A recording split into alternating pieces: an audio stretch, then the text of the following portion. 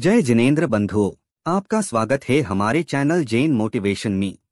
आज हम जानेंगे आचार्य मानतुंग स्वामी के जीवन परिचय एवं भक्तामर स्तोत्र रचना की कहानी के बारे में। जैन जगत में आचार्य कुंद कुंद स्वामी की परंपरा में इस भारत भूमि की पावन वसुंधरा पर जैन आचार्य हुए हैं। उन्हीं जैन आचार्यों ने भक्ति भाव से भरे हुए समय समय पर अनेक स्तोत्रों की भावभीनी रचना की है। उन्हीं रचनाओं में सर्वश्रेष्ठ भक्तामर स्तोत्र है, जिसके रचिता आचार्य मानतुंग मुनि महाराज हैं। ऐसे महामंगलकारी स्तोत्रों का काल निर्णय इसके रचिता और मानतुंग मुनि महाराज ने किन परिस्थितियों में स्तोत्र की रचना की, उसके जानने से हमारी विशुद्धि में अधिक उजलापन आता है। मानतुंग नाम में दो शब्द है, मातुंग मान अर्थात जिसे ऊंचा सम्मान प्राप्त है और जिसमें स्वतंत्रता शक्ति का उछाल आया है, तथा तुंग अर्थात उत्कृष्ट, जिसने उत्कृष्ट भाव से मान विवेक सहित भगवान की शक्ति अर्जित की है। वह जीव स्वयं त्रिलोकीनाथ तीर्थंकर होता है और इंद्रों का मुकुट उसके चरणों में नमता है।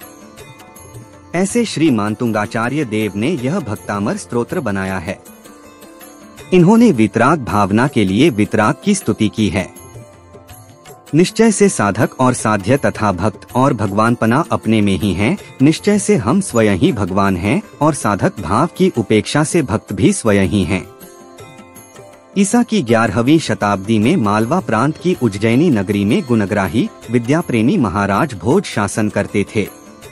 उनको संस्कृत साहित्य एवं काव्य में प्रगाढ़ रुचि थी। उनके शासन काल में संस्कृत भाषा ही राजभाषा थी, जिसके प्रचार एवं प्रसार हेतु निरंतर अपार धन राशि राजकीय कोषागार की ओर से व्यय की जाती थी। महाराजा भोज की राजसभा में कविरत्न कालिदास और ब्राह्मण विद्वान वररुचि उच्चकोटि के विद्वान सभासद थे, जिनके समक्ष तत्कालीन सुप्रसिद्ध विद्वान भी नतमस्तक होते थे। एक दिन नगर सेठ सुदत्त जी अपने प्रिय सुपुत्रा मनोहर को साथ लेकर राजसभा में आए। महाराज भोज ने उनका अत्यधिक सम्मान किया। बालक के आकर्षक व्यक्तित्व से प्रभावित होकर महाराज ने प्रश्न किया, सेठ जी, आपके यह कुंवर साहब क्या अध्ययन कर रहे हैं? सेठ जी ने उत्तर दिया कि महाराज, अभी इसका विद्यारंभ ही है। इसने केवल नाममाला के श्लोक ही कंठस्थ किए हैं। अपने ही नगर के सुप्रसिद्ध विद्वान स्यादवाद विद्या पारंगत महाकवि धनंजय जी का यह ग्रंथ एक वस्तु के अनेक पर्यायवाची शब्दों का ज्ञान कराने वाला अनूठा लघु शब्दकोश है। महाराज भोज कविवर धनंजय जी की पांडित्य प्रतिभा से भली भांति परिचित थे, क्योंकि उन्होंने एक बार सभारत्न विद्वान कवि कालिदास जी को वाद विवाद प्रतियोगिता में अपने पांडित्य से निरुत्तर कर दिया था। विचारशील राजा भोज बोले, वास्तव में धनंजय जी जैसे विद्वानों से ही हमारी नगरी धन्य है। वे संस्कृत साहित्य की अलौकिक निधि हैं। इन जैसे विद्वान ही हमारे संस्कृत साहित्य के प्रचार एवं प्रसार कार्यक्रम को सफलीभूत कर सकेंगे। विप्र कालिदास सभा में समुपस्थित थे। उनका जैन धर्मावलंबियों से तो प्राकृतिक द्वेष था ही, किंतु महाकवि धनंजय जी से तो और भी विशेष द्वेष था। प्रतिद्वंद्वी से बदला लेने का उचित समय हाथ आया देखकर बोले, राजन, उस वणिक धनंजय की बात तो छोड़ो, उसके गुरु मानतुंग को ही बुलवाकर हमसे शास्त्रार्थ करवा लीजिए। आपको विद्वान की परीक्षा हो जाएगी। राजा भोज जानते थे कि विद्वान धनंजय का पक्ष उस समय भी प्रबल रहा था। उनके गुरु तो वैसे भी उच्चकोटि के विद्वान होंगे। अतः शास्त्रार्थ कौतूहल देखने के उद्देश्य से महाराज भोज ने महर्षि मानतुंग के निकट अपना दूत भेज दिया। दूत ने नगर उद्यान में विराजमान सौम्य मूर्ति से अपने स्वामी का संदेश निवेदन किया कि भगवंत मालवाधीश महाराज भोज ने आपकी ख्याति सुनकर आपके दर्शनों की अभिलाषा व्यक्त की है और आपको राजसभा में बुलाया है, अतः कृपा करके चलिए। रागद्वेष परित्यागी मुनिराज ने उत्तर दिया कि भाई, राजद्वार से हमें क्या प्रयोजन है। हम खेती तथा वाणिज्य नहीं करते और न किसी प्रकार की याचना ही करते हैं। फिर राजा हमें क्यों बुलावेगा? अस्तु साधुओं को राजा से कुछ संबंध नहीं है, अतः हम उनके पास जाना नहीं चाहते हैं। बेचारा दूत हताश होकर लौट आया तथा मुनिराज ने जो उत्तर दिया वह राजा को सुना दिया। इस पर भी महाराज भोज निराश न हुए और उन्होंने पुनः सेवक मुनिराज को विनम्रता के साथ ले आने के लिए भेजे, परंतु मुनि श्री नहीं आए। इस प्रकार 4 बार दूत मुनि श्री को लेने गया, परंतु निराशा ही साथ आई। अब कालिदास जी के उकसाने से क्रोधावेश में महाराज ने जिस तरह भी संभव हो सके मुनिराज को पकड़कर लाने की आज्ञा दे दी। कई बार निराश होने के कारण भड़के हुए सेवक यह चाहते ही थे, अथाह आवेश में तत्काल मुनि श्री को पकड़ लाए और राजसभा में खड़ा कर दिया। उस समय मुनिराज ने उपसर्ग समझकर मौन धारण कर लिया था। राजा ने बहुत प्रयास किए कि यह महात्मा जी कुछ बोले, परंतु उनके मुख से एक अक्षर भी नहीं निकला। तब कालिदास तथा अन्य विद्वेषी विप्र बोले कि महाराज, यह कर्नाटक देश से निकाला हुआ यहाँ आकर रह रहा है तथा यह महामूर्ख है। यह राजसभा एवं विद्वत परिषद को देखकर भयभीत हो रहा है। आपका प्रताप न सह सकने के कारण कुछ बोलता नहीं है। इस पर बहुत से श्रद्धालुओं ने मुनि श्री से विनीत भाव से नम्र निवेदन किया कि आप संत हैं, महाविद्वान हैं, इस समय आपको कुछ धर्मोपदेश देना चाहिए। राजा विद्या विलासी हैं, सुनकर संतुष्ट होंगे तथा जिन धर्म की प्रभावना भी होगी। परंतु वे धीरवीर महासाधु सुमेरु की तरह अडोल हो गए। समस्त जन समुदाय के प्रयास निरर्थक रहे, वे मुनिराज की किंचित वाणी भी न सुन सके। इस पर राजा भोज ने क्रोधावेश में आदेश दिया कि इनको मजबूत लोहे की सांकलों से बांधकर 48 कोठरियों के भीतर बंदी गृह में बंदी बनाकर मजबूत ताले लगा दिए जावे तथा पहरेदार भी बैठा दिए जावे। सारी उज्जैनी नगरी में हाहाकार मच गया। योगीराज मानतुंगाचार्य 3 दिन रात 75 घंटे बंदी गृह में कायोत्सर्ग ध्यान में लीन रहे।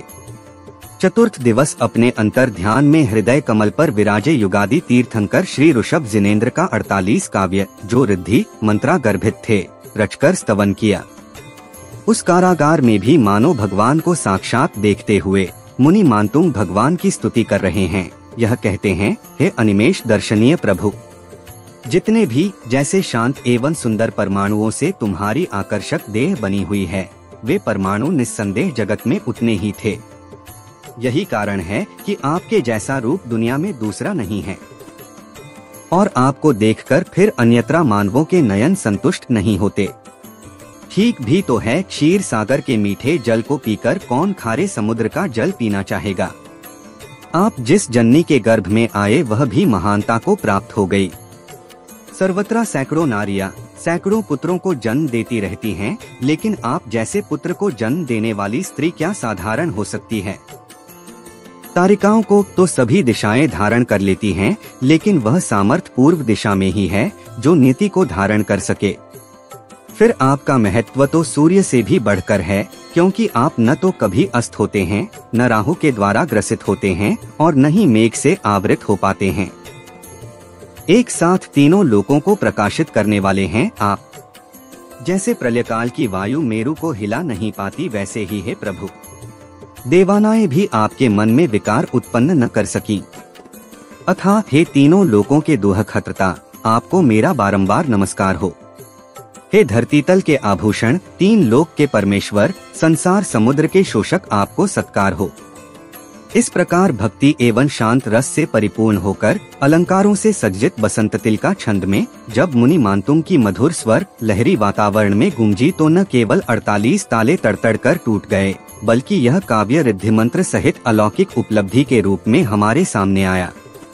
ज्यों ही स्तोत्र पूर्ण हुआ, त्यों ही हथकड़ी, बेड़ी और समस्त ताले टूट गए और खटखट बंदी गृह के पट खुल गए। उपसर्ग दूर समझ मुनिराज बाहर निकलकर चबूतरे पर आ विराजे। यह देखकर पहरेदार बड़े चिंतित हुए। उन्होंने बिना किसी से कहे सुने फिर उसी तरह बंदी बना लिया, परंतु कुछ समय पश्चात पुनः वही दशा हुई। सेवकों ने फिर वैसा ही किया, पर मुनिराज फिर बाहर आ विराजे। अंत में भयभीत द्वारपालों ने महाराजा भोज को मुनिराज के बंधन मुक्त होने के वृत्तांत से अवगत कराया। यह वृत्तांत सुनकर राजा को बड़ा आश्चर्य हुआ, परंतु यह विचार कर कि संभव है प्रमादवश रक्षा में कुछ त्रुटि हुई होगी। आठ सेवकों को पुनः आज्ञा दी कि जाओ, उनको अच्छी तरह दुहरे ताले लगाकर बंद कर दो और सावधानी पूर्वक पहरा देना। पहरेदारों ने वैसा ही किया, परंतु पुनः वही दशा हुई कि वे सकलवर्ती महर्षि बाहर निकलकर सीधे राजसभा में ही जा पहुँचे। महात्मा जी के दिव्य शरीर के प्रभाव से राजा का हृदय कांप गया। उन्होंने कालिदास को बुलाकर कहा कि कविराज, मेरा आसन कंपित हो रहा है, मैं अब इस सिंहासन पर क्षण भर भी नहीं ठहर सकता हूँ। कालिदास ने राजा को धैर्य बंधाया और उसी समय राजा भोज और कालिदास ने श्री मुनि मानतुंगाचार्य का प्रताप देखकर क्षमा याचना की और बड़े भक्ति भाव के स्तुति की। यागीश्वर मुनि मानतुंगाचार्य ने मौन त्याग कर उपदेशामृत की वृष्टि की।